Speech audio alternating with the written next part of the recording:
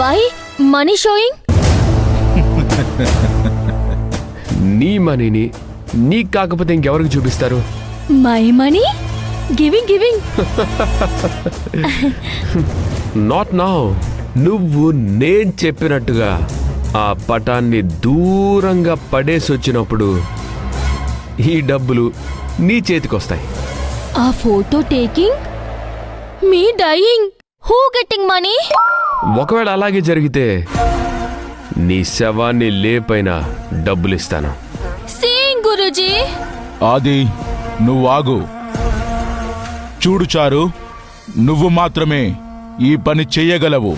ఎందుకంటే నీకు ఈ శక్తి వలన ఎలాంటి ప్రమాదము లేదు. ఇంతకు ముందు కూడా నువ్వు ఆ ఫోటోను తీసుకొచ్చి బయట పెట్టావు. అప్పుడు ఏమైనా అయ్యిందా? లేదు కదా. So no worrying, no tensioning. దేవుడా, అసలే ఫియరింగ్. లాస్ట్ కంటే ఇప్పుడు టెన్షనింగ్. నాకేమైనా బ్యాడ్ అయితే? అలా ఏం జరగదు. నీకేమైనా పిచ్చి పడుతుందా ఏంటి? చూడు, పట్టేదేమైనా ఉంటే నాకు గురూజీకి పట్టాలి. మాకేం కాలేదంటే నీకు ఏం కాదు. Take it. ఎక్కువ ఆలోచించుకో. Okay, I doing. కానీ advance.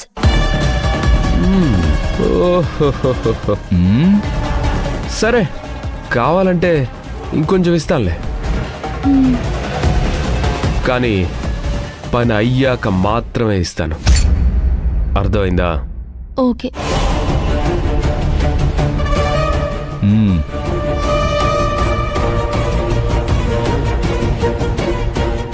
For you I doing.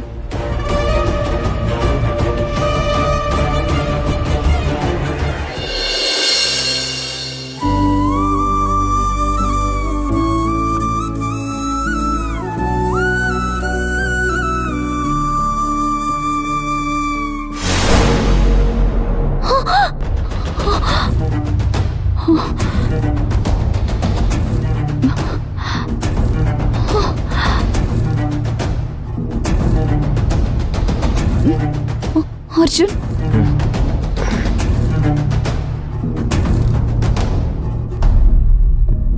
ఏమైంది శివగామి? నిద్ర పట్టట్లేదా? లేదర్జున్, నీతో మాట్లాడాలి. బయటికి రా. భవానీకి డిస్టర్బెన్స్ అవుతుంది. సరే.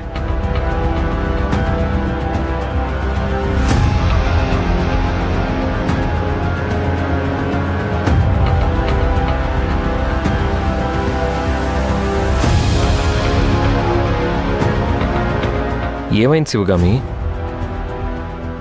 భైరవీదేవి కల్లోకొచ్చింది. ఏదో తెలియని ఉపద్రవం జరుగుతుందో ఏంటో. అసలు ఏమీ అర్థం కావడం లేదు. కలలోకి వస్తే అది చెడు సంకేతమే అని ఎందుకు అనుకుంటున్నావు? కానీ ప్రస్తుతం మనకి మంచి జరిగే పరిస్థితి కూడా ఏమీ కనిపించడం లేదు కదా. ఇక్కడ పరిస్థితులన్నీ అననుకూలంగా ఉన్నాయి. అందుకే ఆ దేవి కనిపిస్తే మళ్ళీ మనల్ని హెచ్చరించడానికేమోనని భయం వేస్తుంది. శివగామి, నువ్వు మరీ ఎక్కువ ఆలోచిస్తున్నావు. సాధారణంగా దేవి కల్లో కనిపించదు. అందుకే ఏమవుతుందోనని భయం వేస్తుంది. మనకింతకన్నా ఎక్కువ ఏం కాదులే శివగామి. మనం ఉన్న పరిస్థితి అత్యంత దీనమైన పరిస్థితి. ఇంతకు మించి దారుణమైన పరిస్థితి మనం ఏం అనుభవిస్తాం చెప్పు? ఎంత దారుణమైన పరిస్థితుల్లో ఉన్నా ఇది ఒక రకంగా హెచ్చరిక, జాగ్రత్తగా ఉండడానికి సూచన. సరే, అలాగే అనుకుందాం. కానీ మనం సమస్యని ఎటువైపు నుంచి ఫేస్ చేస్తామో తెలిస్తే